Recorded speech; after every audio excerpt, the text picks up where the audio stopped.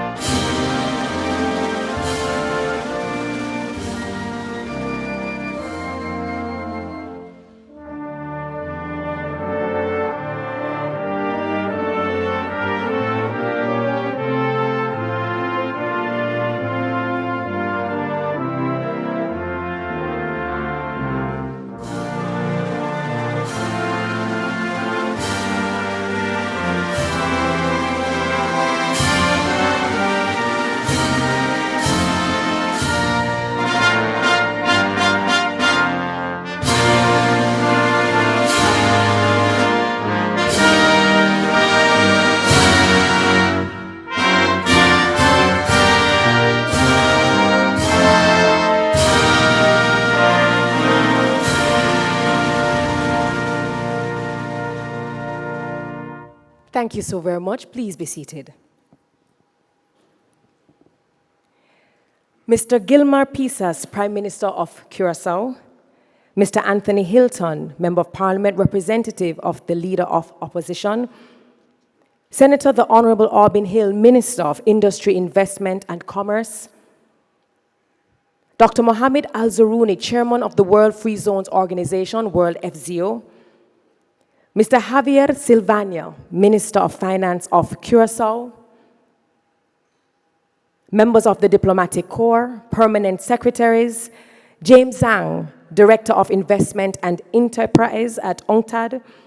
Dr. Samir Hamrouni, CEO of the World Free Zones Organization. Sponsors, partners, other key stakeholders, distinguished attendees, friends of the media all, good morning. Good morning. All right, bienvenido, bombini, salam alaikum, wagwan, as we would say in Jamaica, welcome. Welcome to the 8th Annual International Conference and Exhibition of the World Free Zones Organization. By extension, we welcome you to the shores of Jamaica. If it's your very first time here, we are absolutely delighted to host you here, and welcome to the tourist mecca of the Caribbean, Montego Bay. I trust that we are treating you well, and by the time you leave here, you will be one of us. You know, if you missed yesterday, you would have missed a couple of things. One, you would have missed the historic signing of the UNCTAD's Global Alliance Special Economic Zones document, which reinforced the importance of partnership and thinking how everyone can win when we pool our resources and we exchange our knowledge, and there is knowledge transfer. You might have also missed the ribbon cutting, which really was heralding the opening, the official opening of the AICE exhibition hall, which will be open all day beginning at 9 o'clock in the morning. But let us also talk about the welcome reception. King Estava, who was at the welcome reception? It was simply magnificent, wasn't it? A round of applause. Congratulations are in order for Dr. Samir Hamrouni and the entire team, Senator the Honorable Aubin Hill. Team, well done. The Montego Bay Convention Center was completely transformed into a sweet escape with food, music, Peanut Man, everything was happening. And we danced, we sang, we ate, we drank, and we managed to make it here very early in the morning. I'm extremely proud of you all. Thank you so very much for having been there. We also want to recognize the Ministry of Culture, Entertainment, Gender, and Sport. They were the ones who managed the entertainment package, and we saw each artist just get better and better and better. So thank you so very much. Now, back to business. Why are we here? We are here for the annual International Conference and Exhibition 2022, and your host is the World FZO, and the theme is zones. your partner for resilience, sustainability, and prosperity. We have fantastic main addresses, keynotes, breakout sessions, panel discussions that are geared to give you more information to help drive and build your economy. I'm your host, Dr. Terry Carroll-Reed. It is a pleasure to serve you in the capacity as such, and we will get into it as quickly as possible. Our opening remarks comes from a man. I would like to acknowledge the presence of my Minister of Tourism. I did not see you, sir. Hello, good morning to the Honorable Edmund Bartlett, Minister of Tourism. Thank you for all the work that you do. I am not sure, sir, if you were at the welcome reception, but you would have been proud. And it is one of the reasons why I think Jamaica is always voted as one of the best destinations in the world. Thank you for all the work you do, and I'm sorry I did not see you there earlier. Ladies and gentlemen, please rise as we welcome the Prime Minister of Jamaica, the Most Honorable Andrew Holness.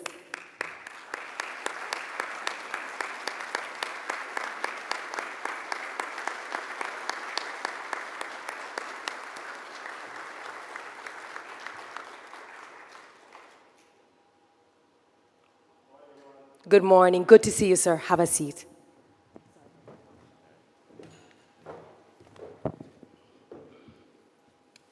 The Most Honorable Andrew Holness, Prime Minister of Jamaica. The Honorable Gilmar Pisas, Prime Minister of Curaçao. Mr. Anthony Hilton, MP and representing the Leader of the Opposition. Dr. Mohammed Al-Zaruni, Chairperson, the World Free Zone Organization, which is why we're here this morning. Honorable Ministers, members of the Diplomatic Corps, members of the Consular Corps, Permanent Secretaries, Dr. Samir Hamrouni, Chief Executive Officer of the World Free Zone Organization. I see Mr. James Hahn is with us, who is the co-chair of this enterprise. World Free Zone members, members of the organizing committee led by Jacisa, media practitioners, distinguished ladies and gentlemen. It is my distinct pleasure to welcome you to the World Free Zones Organization Annual International Conference and Exhibition 2022.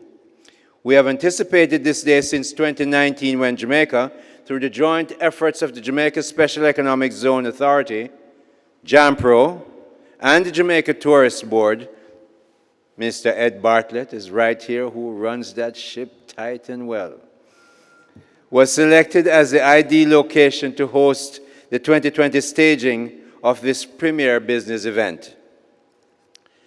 The COVID-19 pandemic interrupted proceedings, but here we are in June 2022 at this most appropriate location, here at the Montego Bay Convention Center. Couldn't be nicer. Give them a round of applause. They've worked hard to make this work. As you can imagine, a great many people and institutions have worked hard to make this a success, and we expect it to be a success, and we will have time tomorrow afternoon to make sure they are well and properly recognized for the really outstanding efforts that have gone into making this conference a reality. As we've been hearing yesterday, and we're reminded by almost every piece of news that comes to us from the media, and especially social media, the world has changed since the end of 2019 and has been forced into even more testing changes since February 24 of this year. The world faces tremendous challenges from inflation, the risks associated with long supply chains, the constant upward changes in the prices of our main sources of energy, and the fast evolving geopolitical developments that confront us every day, all of us. This World Free Zone Organization conference comes at a most timely juncture when we're told by Dr. Ngozi Okonjo-Iweala, Director General of the WTO, that free trade agreements will be much harder to achieve in the present and changing circumstances in the world's economic climate. That clear warning opens an important door for those of us who are involved in the operations of free trade zones around the world, and that makes practically all of us in this room. Ladies and gentlemen, this will help us to navigate barriers that might otherwise be insurmountable. The launch yesterday of the Global Alliance of Special Economic Zones, GASES, through the initiative of UNCTAD provides a beam of optimism as we go back to our countries and plan our investment and commercial arrangements with a clear focus on including special economic zones in our economic growth objectives. Long supply chains and their attendant risks, so starkly highlighted by the effects of the pandemic in the past almost 3 years, is in our minds and in the minds of many world leaders. Prime Minister Holness and I just returned from the Summit of the Americas, held in Los Angeles last week, and the main themes provided a clear fillip to the growth of free zones. Nearshoring, very prominent and dominant in those discussions at the summit. Renewable energy and climate change, and a substantial investment in training healthcare for 500,000 workers in the next 3 to 5 years for the Latin American Caribbean region were recurring discussion points at various sessions in that summit. LAC leaders had a chance to discuss these critical matters with President Biden, Vice President Harris, and Secretary of State Antony Blinken. Ambassador Perry, who was here and I know left early this morning, I want to confirm to him that his team, Alexander Sokolov and the group from the embassy here in Jamaica, have been telling us these topics for a long time, even as we went to Arizona State University to discuss those and cybersecurity issues a few months ago. The Inter-American Development Bank provided data that showed that investments and bond offerings are declining in Asia and Europe, but growing in the Latin America Caribbean region. That will, they expect, continue to happen. So today, we formally welcome you to the opening of this World Free Zone Organization conference. We already have some good takeaways from yesterday's UNCTAD GASES centered events. There are now 7,000 Global Alliance of Special Economic Zones provide for all of us a significant ray of hope in an economic climate which is getting somewhat darker and more unpredictable around the world. We're also aware that tax and other regulations are looking to provide a level playing field. We must be careful that leveling does not in fact entrench a competitive advantage which some states already possess. That could increase the very inequality that so many of those same policy makers voice and turn the expected leveling playing field into a harsh and unequal reality, especially for emerging economies and small island development states.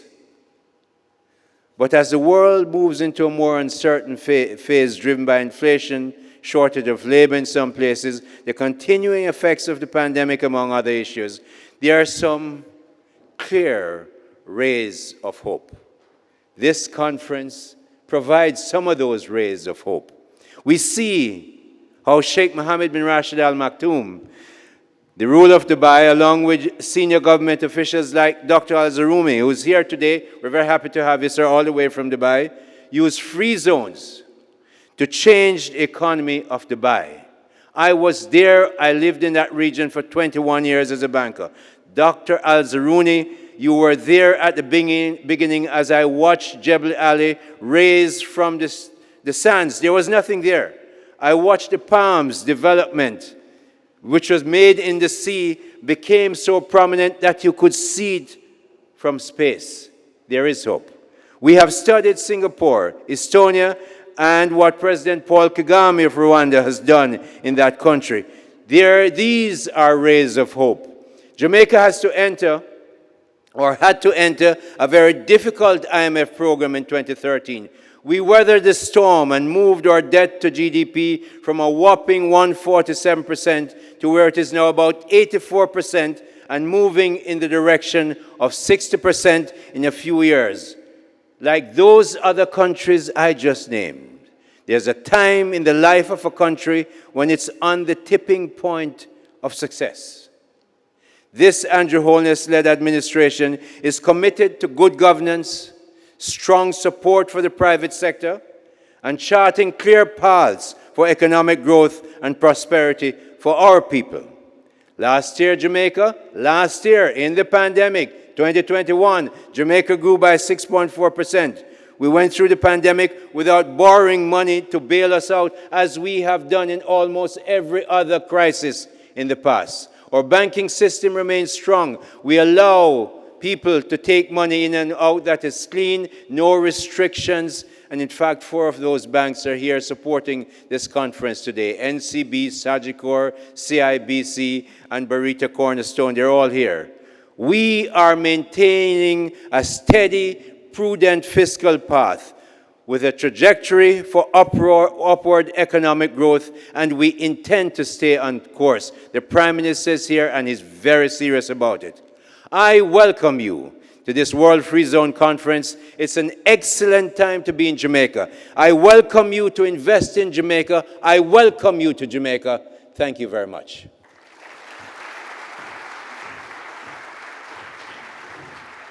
Whenever the Senator, the Honorable Auburn Hill, speaks, you can always hear the passion and the power, especially when he says, the welcome, and he brings home the points.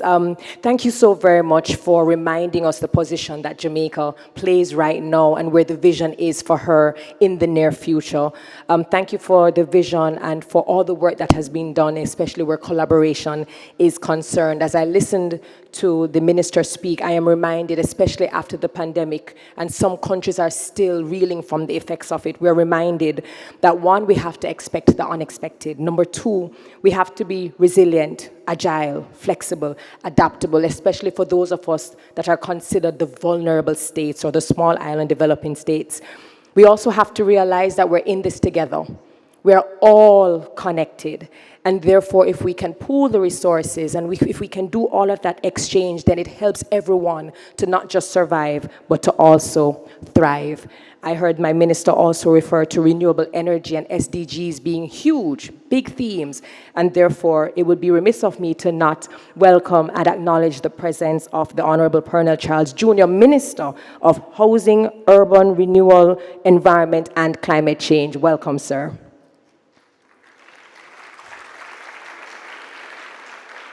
I'd also like to acknowledge the presence of His Worship, the Mayor of Montego Bay, Councillor Leroy Williams. Thank you so very much for having us in your city, sir.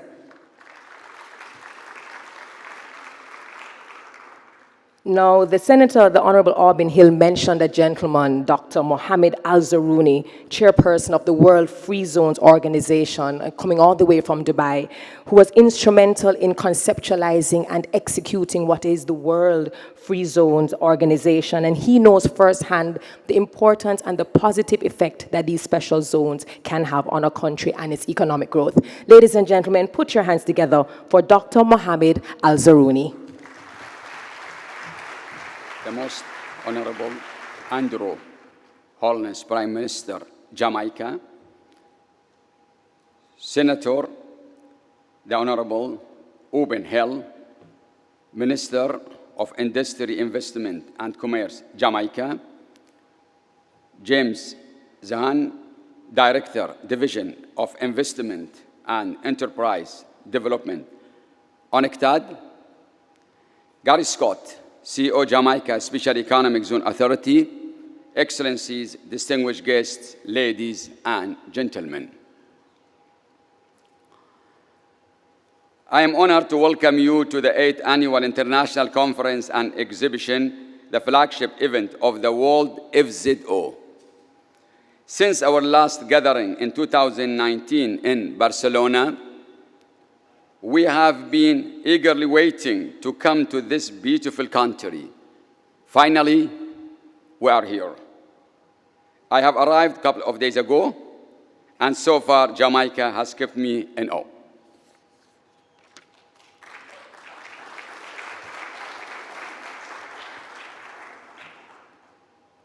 Let me start by thanking our gracious hosts, Jamaica Special Economic Zones Authority and partners, JAMPRO, and Jamaica Tourism Board for the countless hours of work and dedication to make this happen. I'm happy to see the presence of many delegates, experts, and leaders from more than 100 countries today. For 2022, we have brought under one roof global free zone practitioners, policymakers, multilateral organizations, business representatives, and many more. Thank you all for coming and joining us in this important gathering. Jamaica, and in fact the Caribbean, are world famous for its culture, music, cuisine, history, and white sand beaches. However, as you can see from being here, Jamaica and the region has so much more to offer to the world. Given its geostrategic location at the heart of the Americas, zones in Jamaica and the Caribbean are a critical node facing global supply chain challenges and building greater resilience, sustainability, and prosperity. Yesterday, we saw 750 of participants join us for the very first conference of the UNCTAD Global Alliance for Special Economic Zones gases. I am delighted that UNCTAD has selected Jamaica to launch the inaugural conference of its Global Alliance for Special Economic Zones. Since our inception in 2014, World FZO has been instrumental in its efforts towards advancing the goals of free zones globally. Our partnership with gases is another example of our efforts. This alliance aims to further strengthen this community through a global common platform, drawing together financial institutions, special economic zones developers, governments, and investment promotion agencies to create opportunities for partnerships at the international and regional level. Over the past decade, free zones have grown both in numbers and in size. Today, over 7,000 free zones in different forms and shapes exist around the world. This is a huge jump from the number of 3,000 which was assumed to have existed a decade ago. Not only in numbers, but free zones have also grown in physical size and in their activities, generating more job opportunities and contributing more to the global economy. Approximately 100 million people work in free zones. With 40 million jobs, Chinese free zones stand out as being the biggest provider of job opportunities. We in World Free Zones Organization are working closely with other global trade multilaterals such as WTO, ILO, UNCTAD, and International Road Transport Association to facilitate the growth of the free zones around the world. Another development that we have witnessed is that free zones have not limited themselves to the traditional labor-intensive industries, providing job opportunities for the rank and file, but have expanded into more high-tech and knowledge-based economy. The expansion into technology-based industries, banking and finance, healthcare, fintech, food tech, aquaculture, vertical farming, e-commerce, and scientific research have changed the landscape of employment in the free zones. Free zones are now providing highly sophisticated job opportunities for the future generations. What we have also witnessed is that free zones, because of their forward-looking nature, flexibility, and adaptiveness, are spearheading the efforts of adapting nascent technologies such as blockchain, 3D printing, and metaverse. Over the next 3 days, we will discuss a number of topics with significant impact on global business, trade, and investment.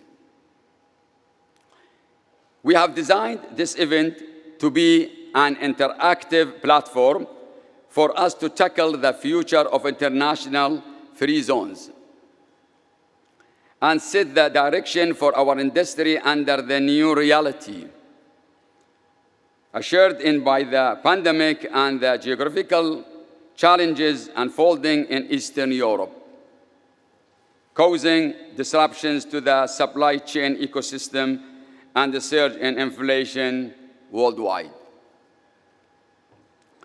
Since the global health crisis hit in 2020, we have seen the tremendous transformation of free zones worldwide.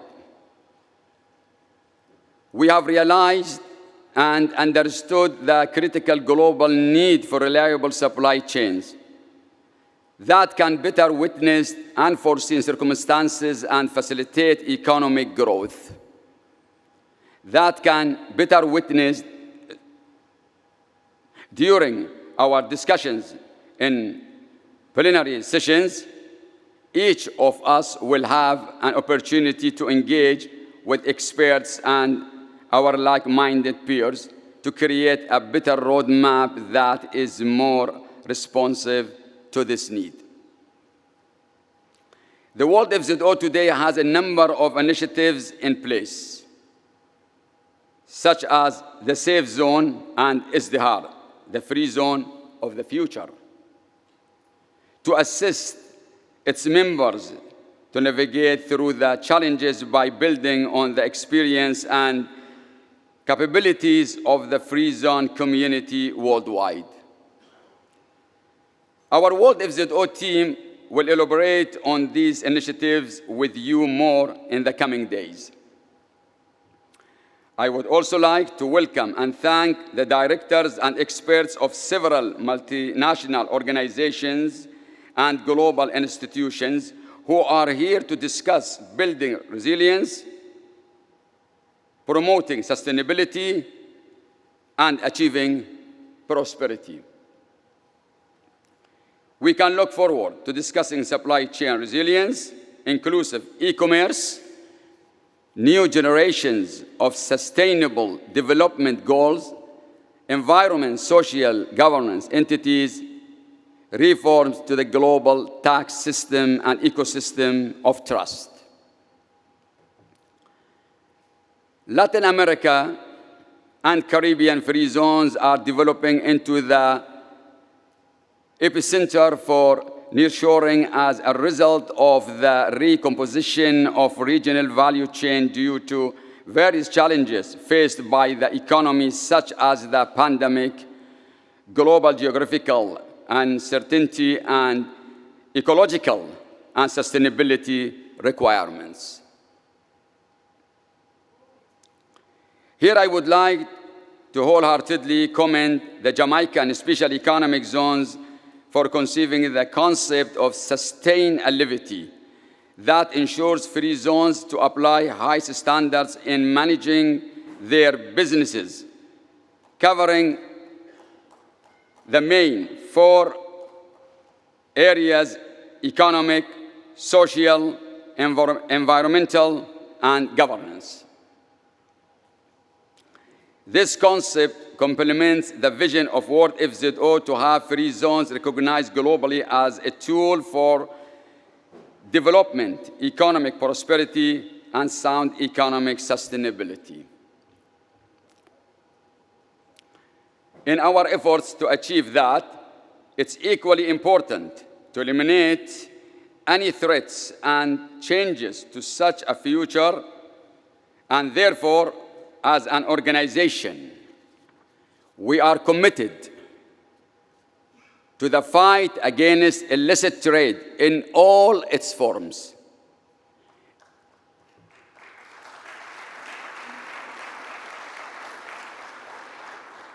Illicit trade is a threat to consumer, governments, legitimate businesses, and societies as a whole. We are proud to announce that as part of our continued efforts to raise awareness of this topic, we have launched, with support of Philip Morris International, a first e-learning training on illicit trade prevention.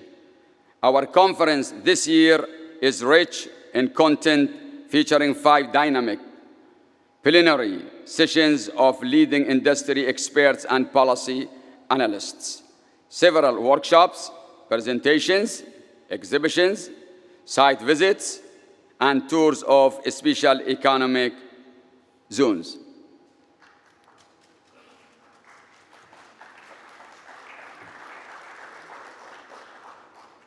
We are confident that all these activities will give you deeper insights into the current state of global trade, international business, and socio-economic development.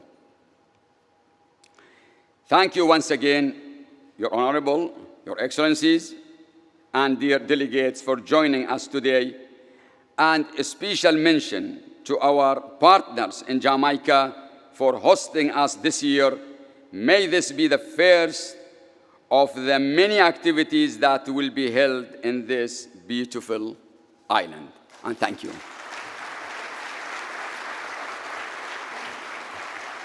Thank you so very much, Dr. Al-Zaruni. You know, in the words, I think all of us are familiar with the song Bob Marley's, One Love.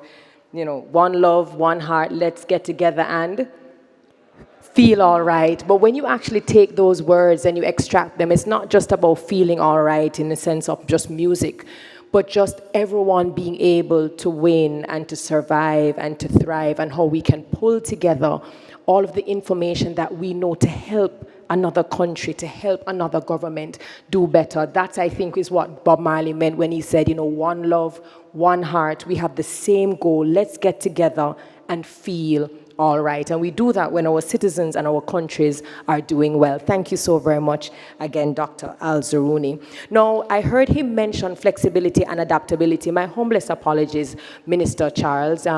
Every time I have seen you, it has been in the capacity of housing, urban, climate change, but you are the Minister of Agriculture and Fisheries. So we're talking about flexibility and adaptability. I just thought I would point that out.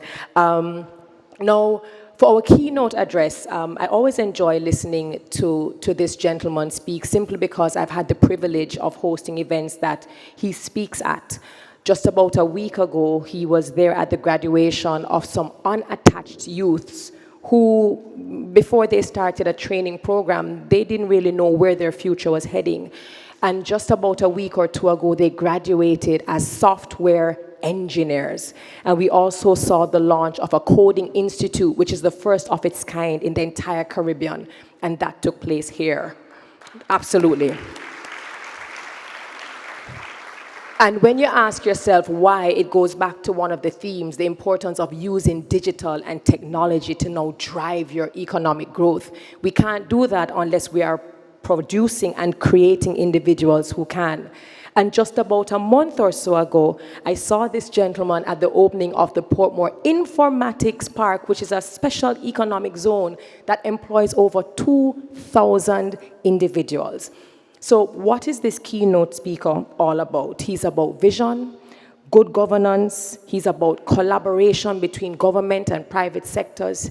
He's about getting Jamaica one step further, to placing her part in the world and playing her role in a particular way. Ladies and gentlemen, please welcome to the stage the Prime Minister of Jamaica, the Most Honorable Andrew Holness. Thank you, Madam Master of Ceremonies.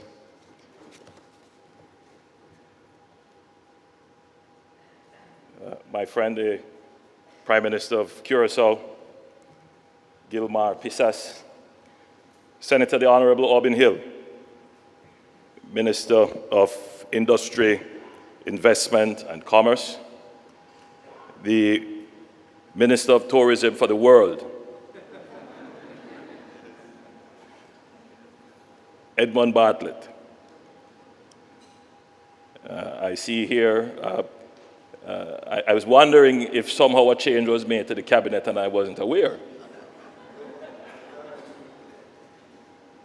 Our Minister of Agriculture, Pernell Charles Jr., His Worship the Mayor of the City of Montego Bay, Leroy Williams, Mr. Anthony Hilton, representing the leader of the opposition and also his own interest in free zones, visiting ministers of government, excellencies, heads of mission of the diplomatic corps. As I said yesterday, I've upgraded them now. They are now my brothers, my two new brothers in this enterprise. Dr. Mohammed Al-Zaruni, chairman of the World Free Zones Organization, and Dr. Samir Hamrouni, chief executive officer, World Free Zone Organization. I want to personally thank both gentlemen for their interest and effort.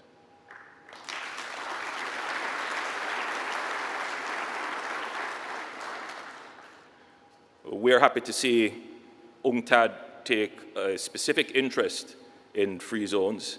I think it will go a far way in ensuring that free zones are viewed positively and as an important tool for economic development. And I'm very appreciative for the conversation that I've had with Mr. James Zan of UNCTAD. Thank you, sir.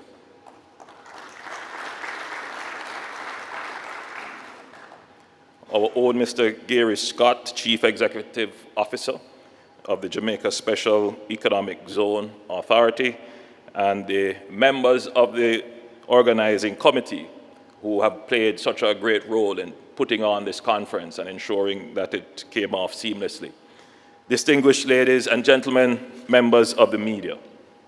Again, on behalf of the government and people of Jamaica, let me express heartfelt thanks to the World Free Zone Organization for choosing our beautiful island to host the World Free Zone Conference 2022.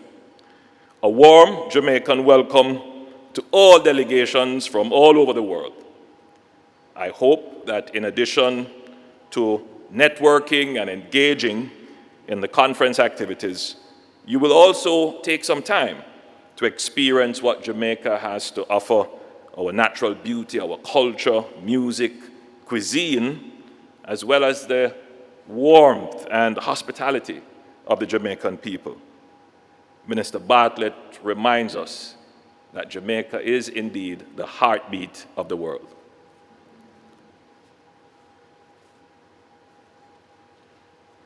Exactly 330 years ago, none of you were around then, the trade winds brought the three caravels commanded by Admiral Columbus that mistakenly ended up in the Caribbean and Latin America. This was in their desperate attempt to rebuild the Silk Road by sea that the Black Death in Europe had erased some 140 years before. This incident forever changed the history of international trade. Now, international trade was not all positive in its beginning. As a result of that, we ended up with the slave trade, the first form of human trafficking. But Columbus himself would have started tourism when he described Jamaica as the fairest isle mine eyes have ever seen.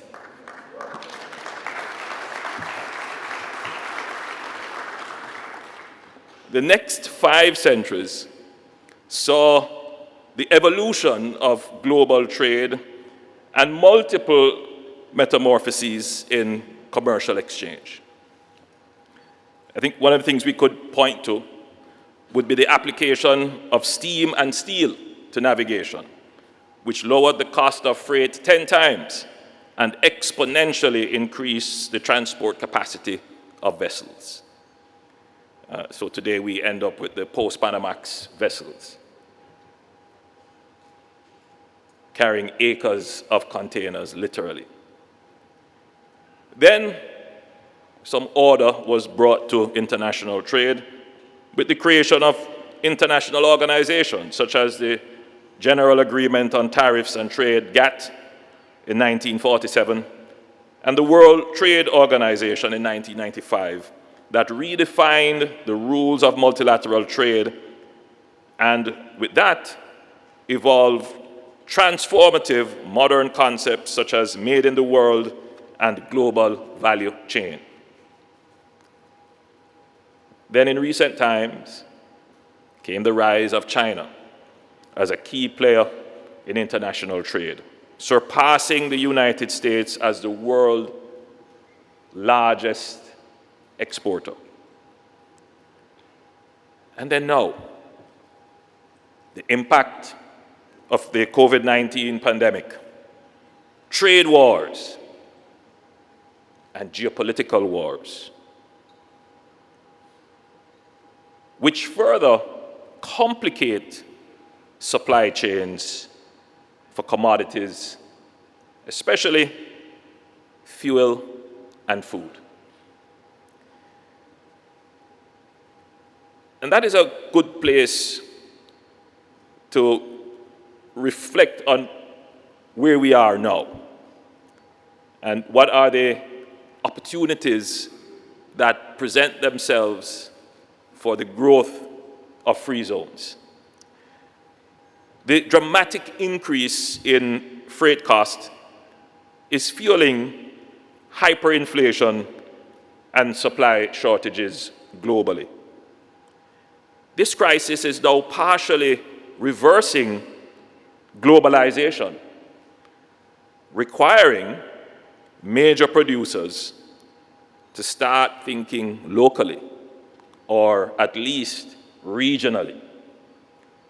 It is reigniting a demand and the thrust to seek greater fiscal incentives from government and to seek tax-friendly regimes. It is also creating a demand for neutral, stable, predictable spaces in which to produce and accelerate and promote new value chains. So there is indeed, by virtue of all that is happening, a thrust, a natural thrust towards free zones.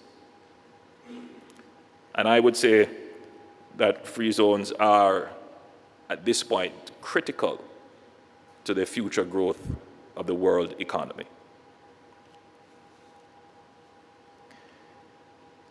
And it is in this context that the free zones and special economic zones of the world take on unparalleled importance. This is the time for free zones to work together to leverage these conditions. And this is what this conference is about, working together to take advantage of the new global developments which are creating opportunities. Just last week at the Summit of the Americas in Los Angeles, I met with most of the world leaders of this hemisphere and heard from the Inter-American Development Bank how nearshoring and friendly shoring will attract more than $78 billion of new investments and exports, which will create more than 4 million direct jobs. Needless to say, Jamaica is actively positioning itself to take advantage of this new wave of investment projected for the region. Today, more than ever, we want to learn from our Latin American and Caribbean brothers who are home to nearly 800 free zones, and also to learn from the 7,000 free zones across the globe about their enriching experiences and success stories. Undoubtedly, UNCTAD's initiative to declare free zones as the most powerful tool that countries have for post-COVID-19 economic recovery has a powerful ally in Jamaica.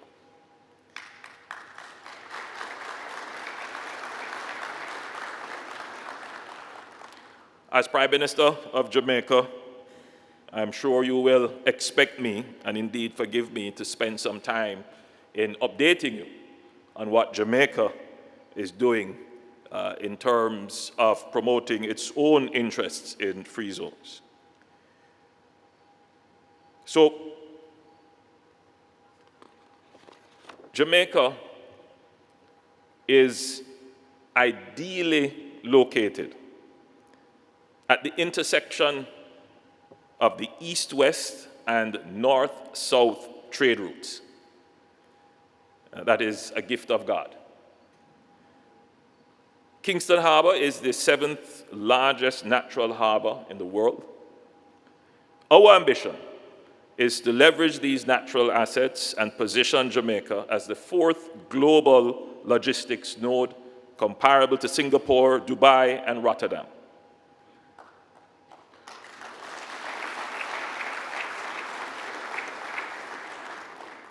We were having an interesting conversation yesterday with Dr. Al-Zarumi. And he said, when you're setting goals, yes, your goals must be aspirational, ambitious, but they must also be realistic.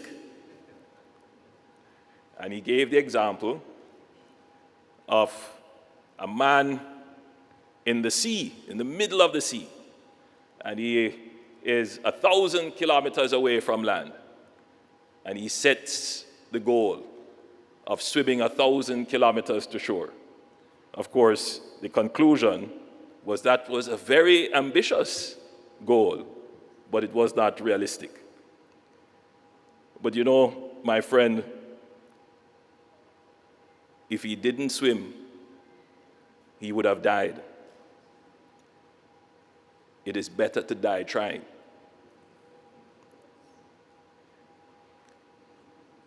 So Jamaica is going to swim that 1,000 kilometers to the near shore.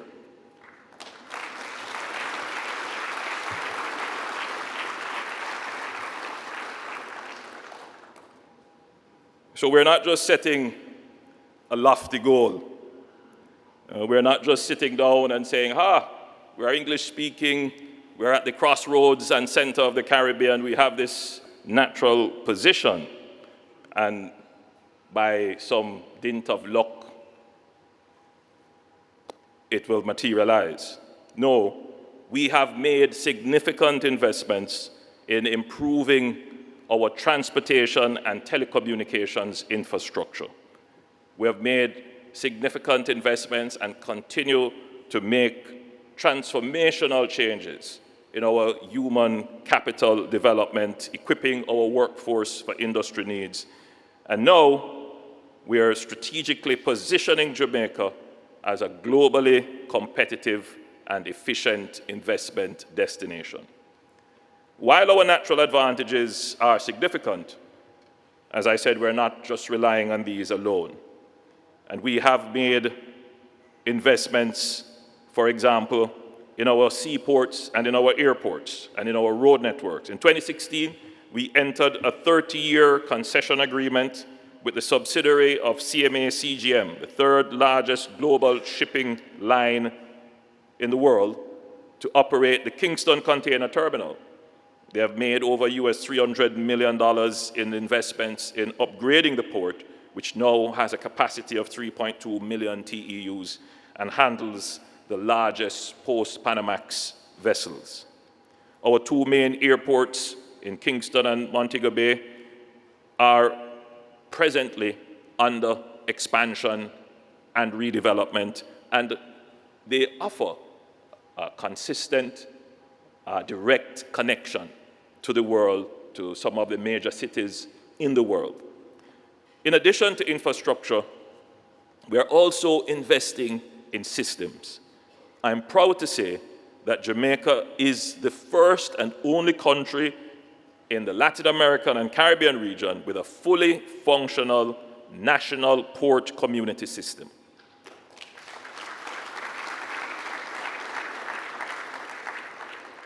This system puts Jamaica at the cutting edge of logistics and trade facilitation capabilities.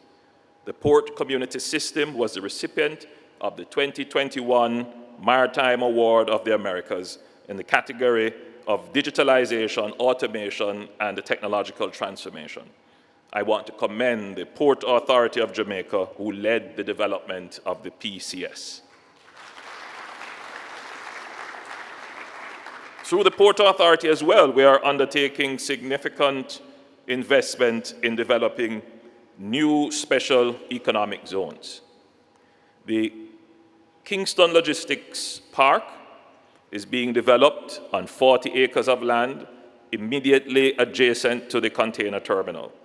This will be the first logistics incubator and a catalyst for nearshore special economic zones and logistics in Jamaica. We have already completed phase 1 of the project with the construction of a state-of-the-art 18,000 square meter warehouse facility. The facility has all the features that one would expect in a modern logistics facility. It also has on-site US Border Protection and Jamaica Customs Agency. Another flagship project is the Caymanas Special Economic Zone, which will be developed on 650 acres of land with a dedicated road link and possible rail link to the Port of Kingston. The site is also well connected to the rest of the country through our highway system. We have been talking about this project for more than a decade. I see the representative of the leader of the opposition, Mr. Anthony Hilton, who himself was a former Minister of Industry and Commerce and himself a champion of free zones. He would have possibly, at a similar conference to this, possibly read the script for the Caymanas special free zone. Well, I'm here to tell you that it will be a reality.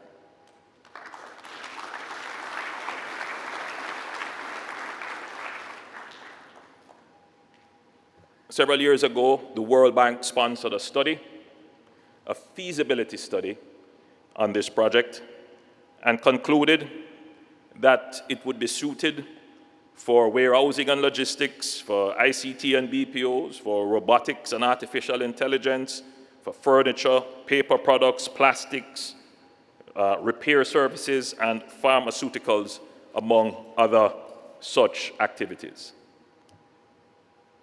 But it just didn't happen. Now we have given the Port Authority of Jamaica a specific mandate that it must leverage its balance sheet, its experience and know-how.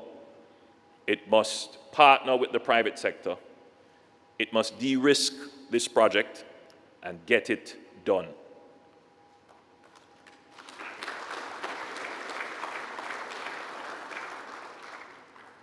So already, Minister Orbin Hill has been tasked with putting all the pieces, all the elements together to ensure that we can have this project at least started in significant ways in celebration of Jamaica's 60th year of independence. On another important level, which is a great feature for the Caymanas Special Economic Zone is that it is located right in the middle of the largest concentration of university graduates in the Caribbean region. And it is also located in the middle of the largest concentration of English-speaking people in the region. So it has this natural human capital that can drive its development. We will get this project done.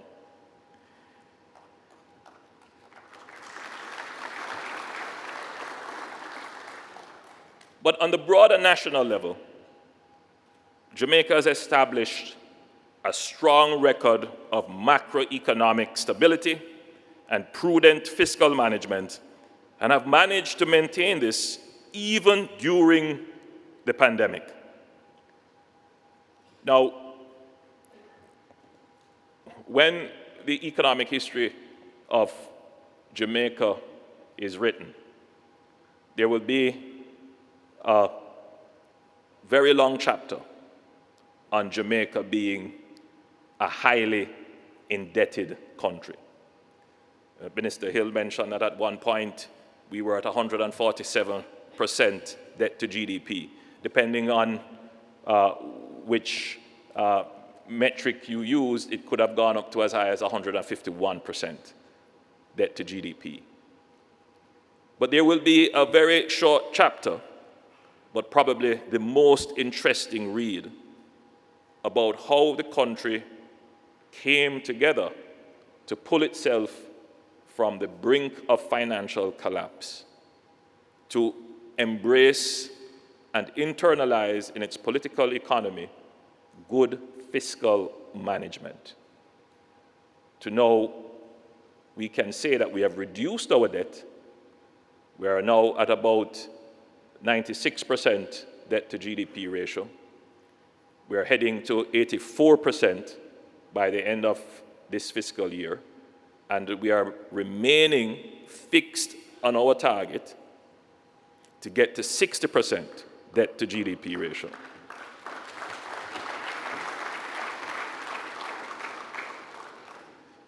So, Dr. Al-Zaruni, you will understand that we have swum the 1,000 kilometers from the sea to the shore before. And we're going to get there.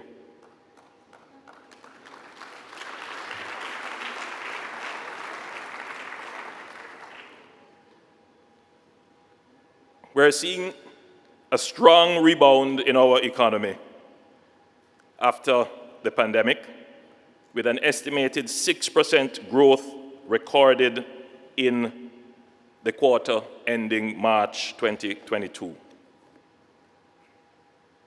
We have just reported a 6.2% unemployment rate, the lowest unemployment rate in the history of Jamaica.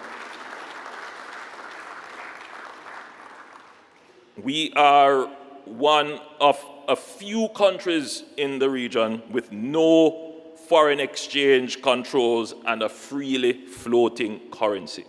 Not many countries in this region can claim that. We have a robust and well-established regulatory and fiscal regime for special economic zones. We have a track record of large public-private partnerships, as I mentioned earlier, our air and seaport and highways.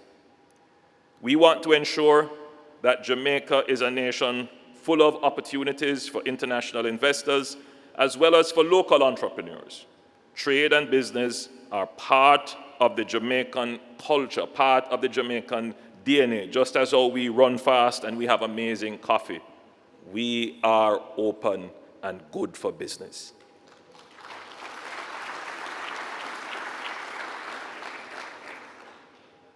We want not only to welcome the free zones and international stakeholders to this world-class event, but we also definitely want to open our doors to you, our doors opening for amazing business opportunities, cooperation, and shared prosperity.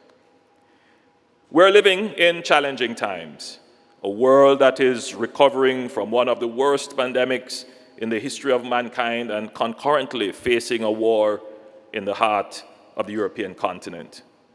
In these difficult times, it is critical that we all work together to find a more prosperous and peaceful tomorrow. In the immortal words of Bob Marley, true friends are like stars. You can only recognize them when it's dark around you. But with every challenge comes opportunity. Companies and governments are starting to see the challenges associated with long-distance supply chains and are looking at nearshoring and friendshoring opportunities. Jamaica is the ideal nearshore and friendly shore, safe and stable shore location. So we in Jamaica are navigating the challenges with hope and optimism. Again, in the words of Bob Marley, don't worry about a thing, because every little thing is going to be all right.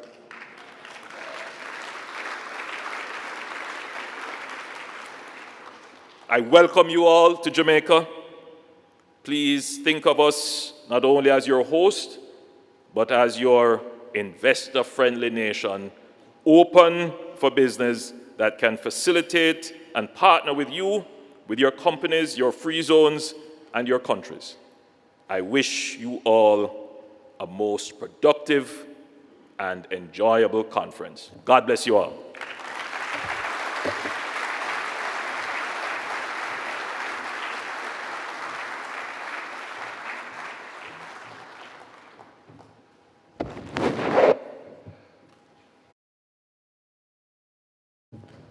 Thank you so very much, the Most Honorable Andrew Holness. You know that Bob Marley is a true legend and visionary when words that he sang years ago are still absolutely applicable. Thank you so very much, our Prime Minister. One thing that I'm going to remember from this speech, it's better to die trying. It's better to die trying. And as we represent, small island states, we're small. Everyone knows that we have the most risk. We are certainly the most vulnerable, but we still hit way above our weight class. We are still some of the most resilient people in the world. And Jamaicans have a saying that we little but we talawa, meaning even though we're small in size, we can do so much.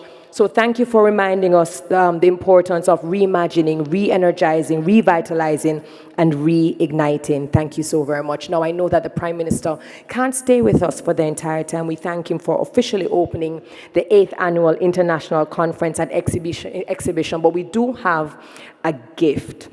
But at first, I would like to invite the Prime Minister of Curaçao, Mr. Gilmar Pisas. I would like to invite him first. And I would like to invite Senator, the Honorable Aubin Hill, to make a presentation, just a token to say thank you so very much for being here. Please, let us welcome the gentlemen.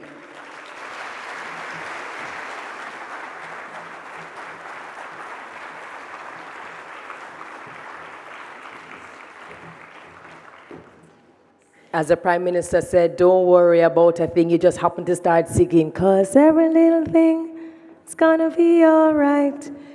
Thank you so very much. I will now like to re-invite the Prime Minister of Jamaica, the Most Honorable Andrew Holness, to receive our token of appreciation. We thank you for your time, your vision, your execution. Again, the presenter is the Senator, the Honorable Aubin Hill. Prime Minister, I take that as a yes.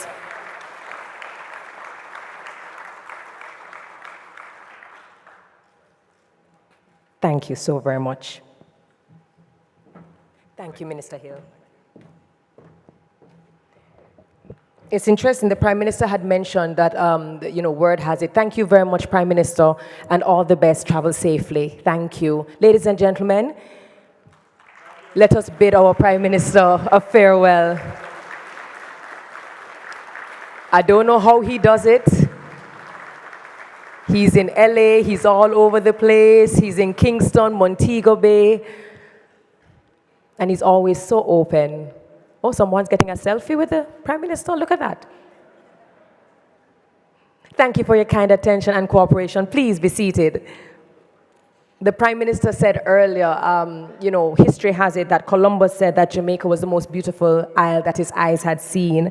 It was the Arawaks who called Jamaica Jamaica, the land of wood and water. And our motto is out of many one people. So again, it is so nice to meet different people from different countries. I met persons from Egypt, Nigeria, La República Dominicana, Colombia. México está. México está. Qué bueno. What are the other countries? Curacao. Bombini, Curacao. Haiti. Bienvenue. Bonjour, monsieur. Bienvenue. Je ne parle pas le français. That's all I know. I don't know. Sac passé là. But welcome. And again, our motto is, but naturally, India. I will have to go and brush up, do some Google translation on the side there. Welcome. Thank you so very much for being here. So our motto, I mentioned Nigeria. Brazil, Portuguese. Bem-vinda, bon dia, bem-vinda. I'm going to work on that as well. I'm working on my multi-language. I'm trying to become a polyglot, but I'm working.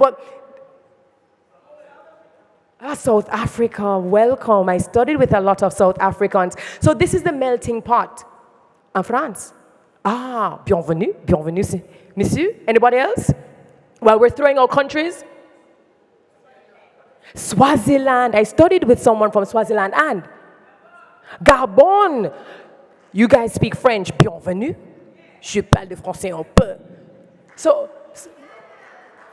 I said La República Dominicana, bienvenida, of course. So this is what we're all about. Our motto is we're out of many one people, and this is what happens when we can culturally exchange. And Guatemala, mucho gusto conocerle, entonces. So again, thank you for being here, and we want this to be a cultural exchange as well as a knowledge transfer and exchange. So I visited an island in 2006 when I was the reigning Miss Jamaica World at the time. And I went to this island with beautifully painted buildings. I dived with sharks. I fed stingrays. I got bitten by the stingray, not the shark. Thank God.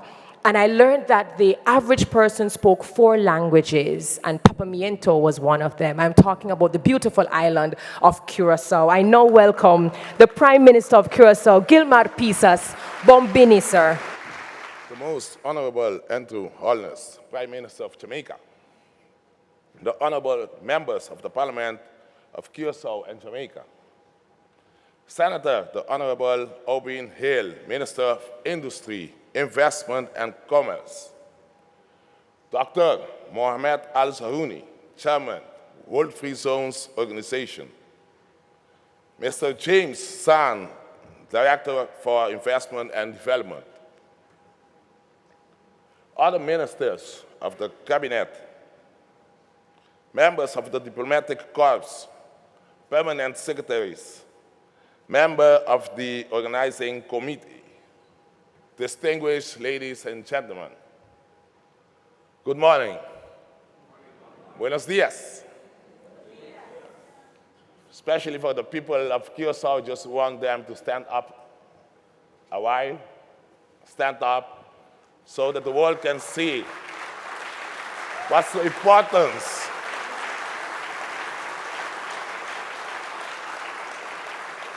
we give to this meeting. I promise when today is 1 year that I have been installed as the Prime Minister of Curacao, I promise our country that I'm going to make Curacao the pearl of the Caribbean. That's why I'm here, to learn everything so that it can be applied in our country. It's a true honor for me to be here at the summit of free trade zones and special economic zones of the world. which on this occasion is being held on the beautiful country of Jamaica. The invitation has been received with much appreciation. During our governance administration, which is just completing its first year, we have been interested in learning how several countries in the world have become very competitive through a very intelligent and adequate management of their free trade zones. Singapore and Hong Kong, to cite just two examples, have found in free trade zones the Archimedes level to become one of the most developed places on the planet.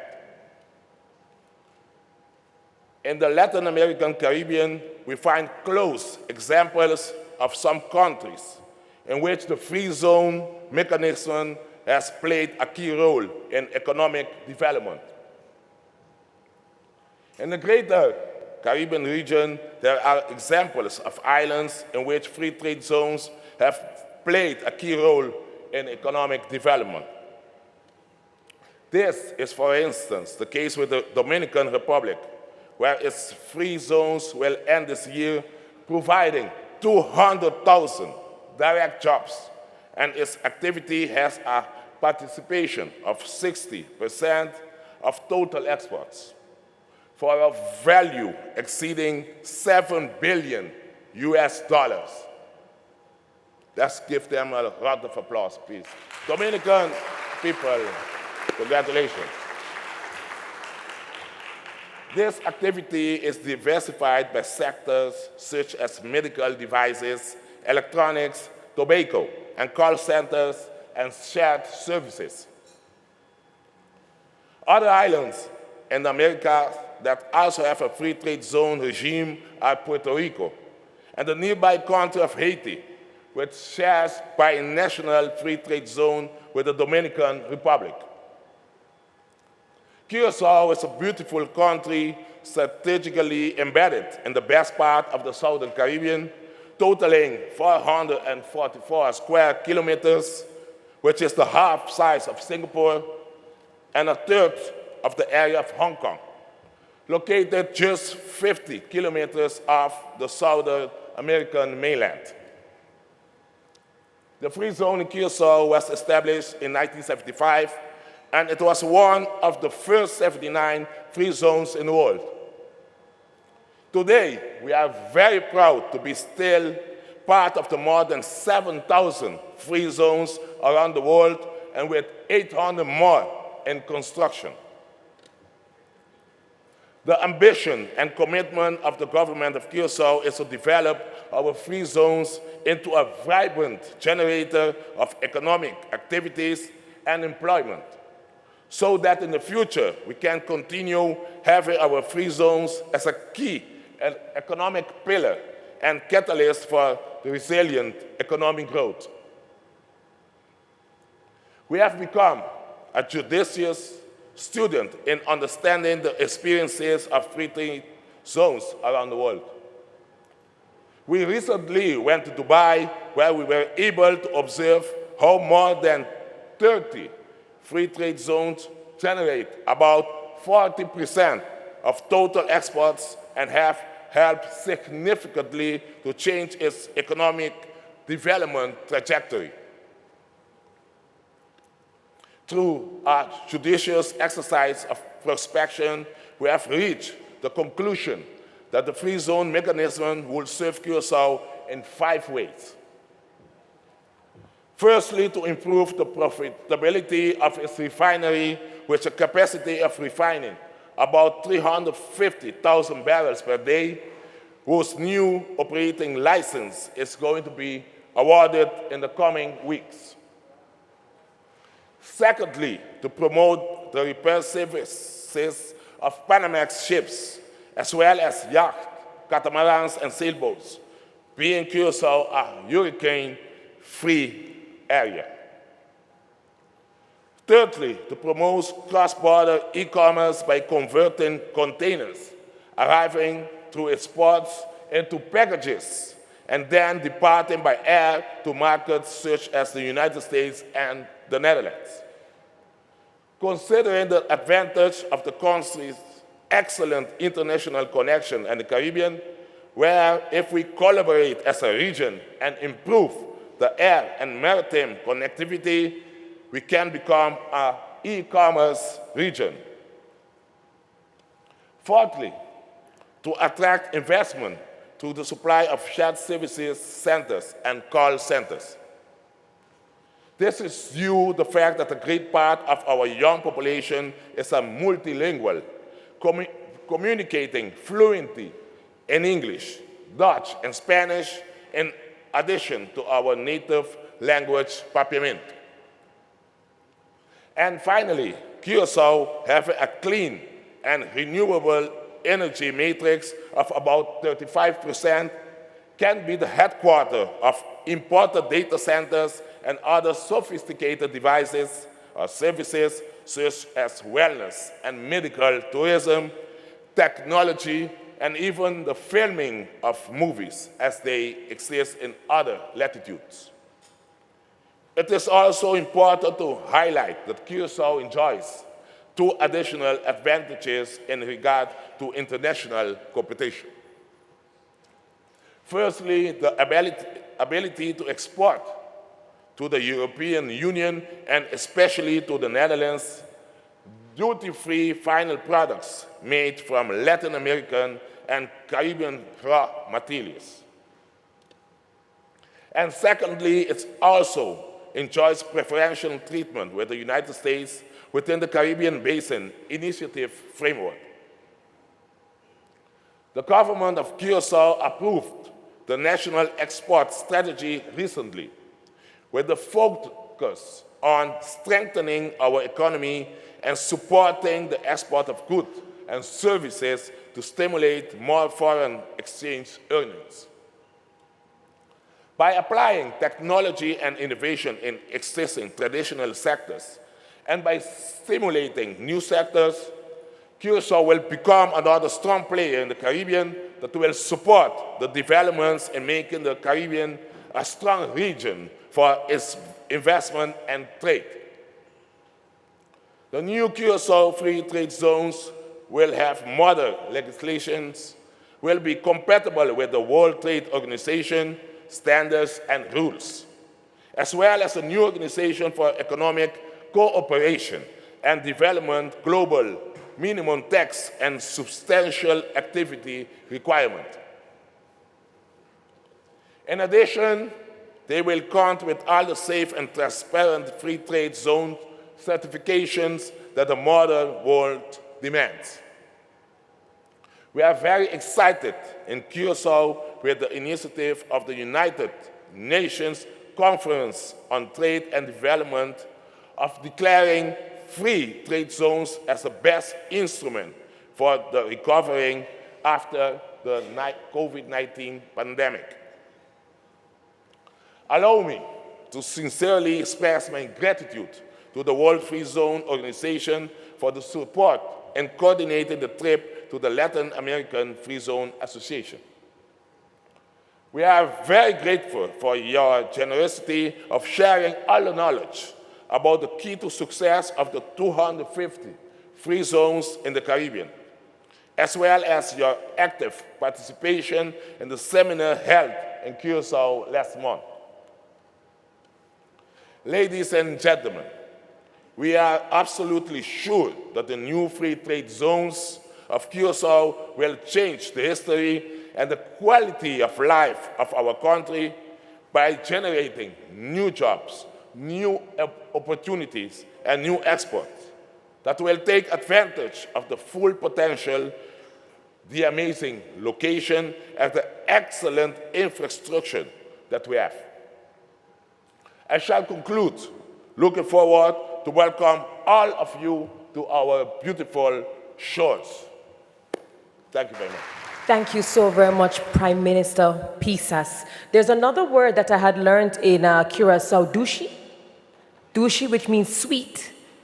I'm learning my papamiento. And I think earlier someone said Brazil, bem-vindo.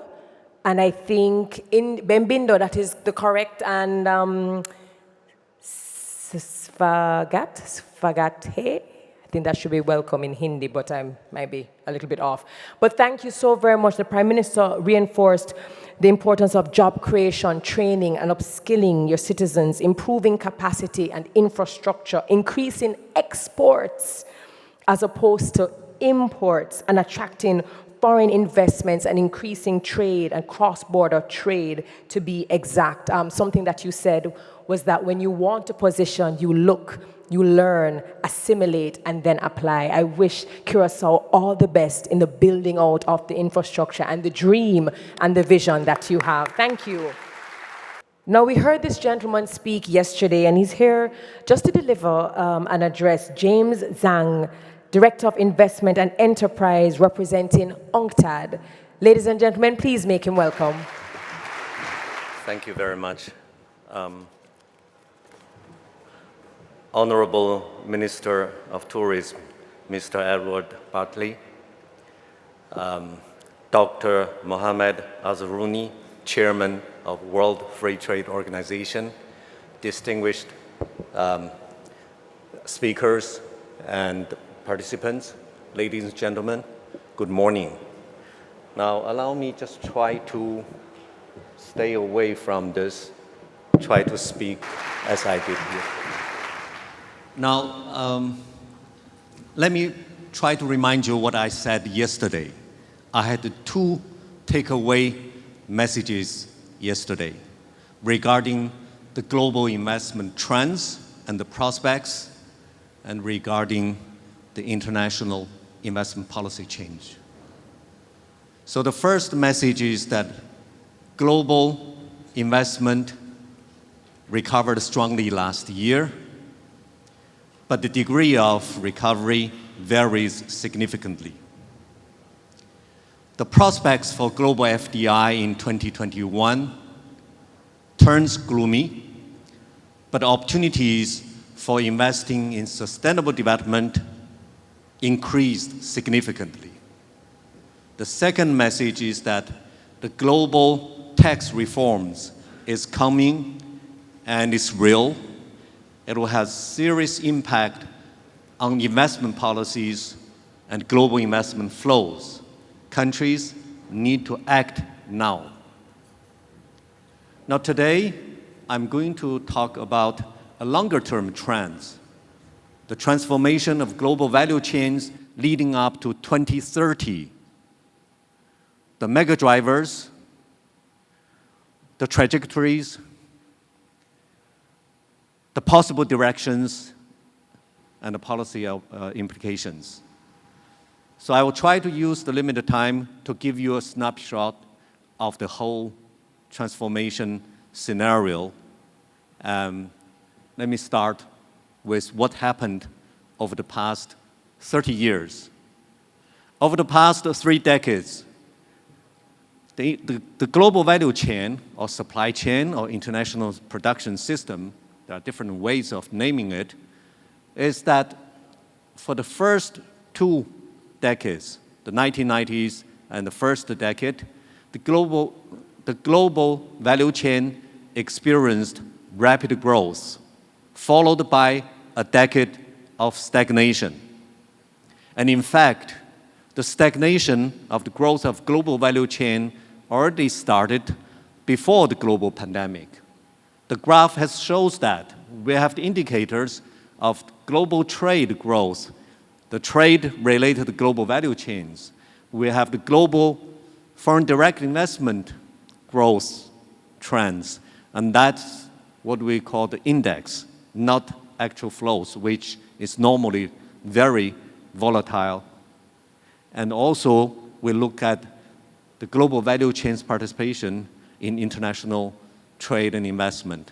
With this combination of index, it shows that global value chain growth already flattened out before the pandemic.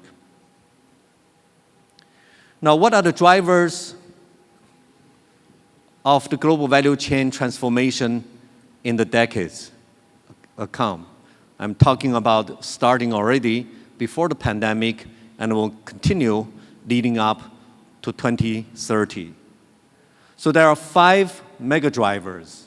First, economic governance realignment at the global level. There are different phenomena of that. We see the shifting away from a multilateral towards regional and bilateral initiatives. There are so many mega regional initiatives happening, including last month in Asia Pacific. Now, the second kind of supporting point is to increase the trade and investment protectionism, the industrial policies for many, many countries for making at home. The third is the geopolitical confrontations, the rivalry that are leading up to the fragmentation or further fragmentation of the international systems, standards of technology, and trade rules. So this is kind of, we're going to see the realignment in a big way of the global value chain that will impact on the global value chain.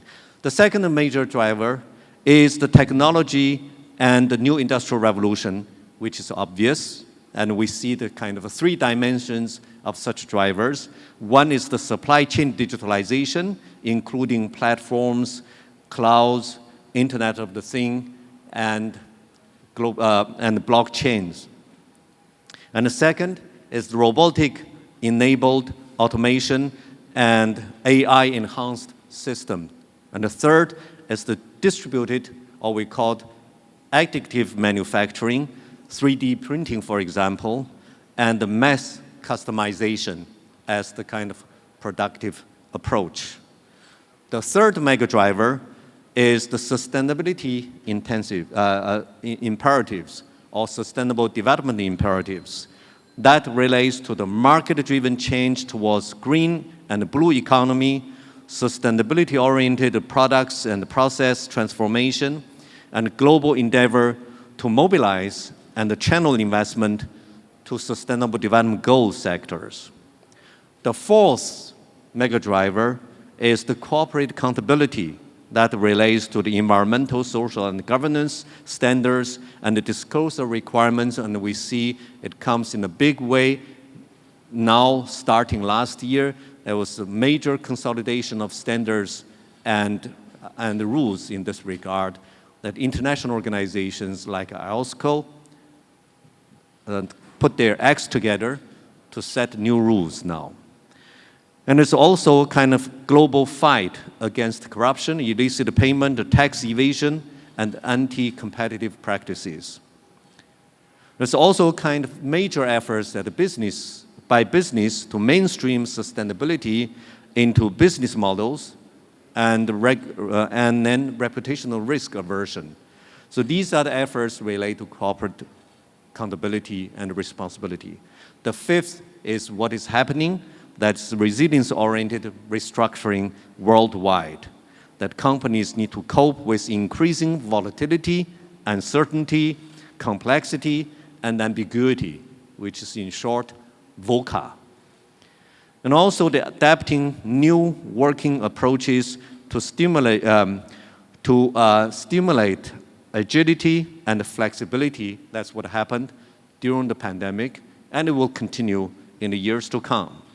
Last is the diversifying global value chains in kind of response to growing geopolitical attention and the reshoring pressure. Reshoring, nearshoring, friendshoring, these are all the approaches coming up, and we see leading up to 2030 transformation of global value chains. So how that will happen? The 5 megatrends that I highlighted a moment ago will be the major guides for the transformation first of the determinants of investment. The major determinants for investment are 3: policy determinants, economic determinants, and facilitation determinants. These 3 sets of determinants will fundamentally be changed by 5 mega drivers. And there will be 4 trajectories for the transformation of global value chain: reshoring, diversification, regionalization, and replication. The graph shows the importance of these 4 trajectories in the transformation of different industries according to their intensity of the global value chain dependence. The full moon shows the big impact that global value chain will have through an individual trajectory. For example, in the extractive industry and agro-based business, it's mainly through the trajectory of regionalization. For manufacturing, in case of global value chain intensive industries, for example, in high technology intensity industries, the transformation is mainly happening through reshoring and to a certain extent nearshoring, that is regionalization. And for medium and low technology intensive industries, it's mainly diversification that will happen. And for less GVC intensive industries, such as regional processing, then the main transformation will be through the regionalization trajectory. That relay, for example, to food processing, which has been by nature multi-domestic instead of global value chain based.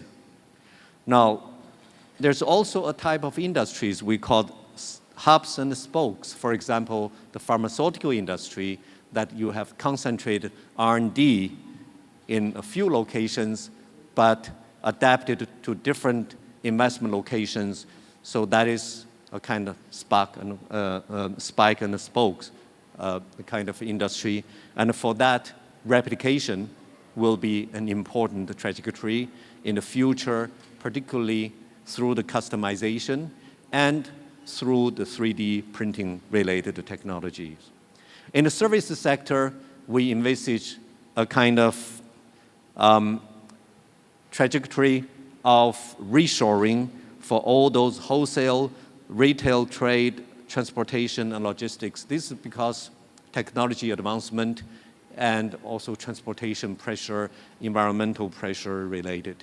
And that has been, we've witnessed in the past decade of intensive offshoring. Now it may come back as reshoring. Now, what is the good news is that for financial services, business services, we foresee a kind of a further intensification of offshoring, particularly with regard to the servitization of manufacturing, and that creates lots of opportunities driven by technology for offshoring of this type of investment. Now, for the 4 trajectories that comes to a kind of a 10 possible broad trends in global value chain transformation towards 2030. I would split them into 5 and 5. First, the 5 transformation relate to the restructuring of global value chains. And the second is the changing pattern of future global trade and investment. Now, the first restructuring of value chains that we'll see, there will be more regional value chains and less global value chains. We'll see less fragmented manufacturing, global value chains, and more concentrated value added. So shorter chain, so to speak. The third, there'll be more platform-driven and asset-light value chains governance. That is basically the ICT, or we call the digital multinationals, are replacing the traditional multinationals in coordinating the international production and global value chains. And for them, there's more investment in the intangibles than the tangibles. That's what we call asset light in terms of coordination of the global value chains and foreign direct investment. Now, the fourth is the growing services share in value chains and offshoring that I've already explained. The fifth is the kind of resilience and the national security-driven GVC diversification. I already explained it also. Now, in terms of the impact of this transformation for future trade and investment patterns, we'll see there will be a decline in global efficiency-seeking FDI and increase of regional market-seeking FDI. there will be kind of downward pressure on global trade in intermediary goods, but less on trade in final products. Just to give you example, the auto industry has a kind of transformation from the fossil fuel to electric vehicles. Because of that, the reduction, we can see the traditional model for the combustion engine of the automobiles, it takes 2,000 moving parts. Now, for the electrical engine, it takes only 20 parts, spare parts. With that, there will be serious reduction of the manufacturing worldwide in terms of auto spare parts, and there will be concentration of automobile industries. Shorter chain again, and less intermediary goods cross the borders like spare parts. Now, there's also a shift from mass production to mass customization, a shift from scale to scope. That's the future driven by technology and driven by the kind of a new geopolitical patterns of global value chain distribution. There will be a growing FDI in infrastructure and public services. This is what we have seen. And now we have experienced the multiple crises. I call it the triple Fs and the double H. That is food, fuel, and finance crises, plus the humanitarian and health disasters. All these will drive down the global economy. There will be further, from time to time, the stimulus packages that will basically drive the infrastructure growth. That's what I've witnessed the last year. Now, the last one is the boost for investment in green and blue economy. Yesterday, I elaborated on that. We have seen a kind of significant increase of sustainable development financing reaching last year to $5.2 trillion US. So this is the kind of scenario I wish to present, the long-term transformation of the global value chain. Thank you very much. Thank you so very much, Mr. Zhang, talking about instead of looking at mass production, we're looking at customization. We're not just looking at scale anymore, we're looking at scope. So how do we restructure value? How do we diversify? And how do we do it in a sustainable manner? Ladies and gentlemen, that brings us to this first break. Your coffee break will take place not outside as it has usually been done, but we would like to invite you over to the exhibitors hall for you to have your coffee break, as well as to peruse all the different booths and the vendors that are there. For those of you who are interested in B2B networking, JAMPRO is facilitating this amazing opportunity. As you exit and you take the left, the hall has B2B meeting and networking activities that you can go and find out more about. So go for your coffee break, we will meet back, and then we will have our panel discussions and other presentations. So I'll see you in a few.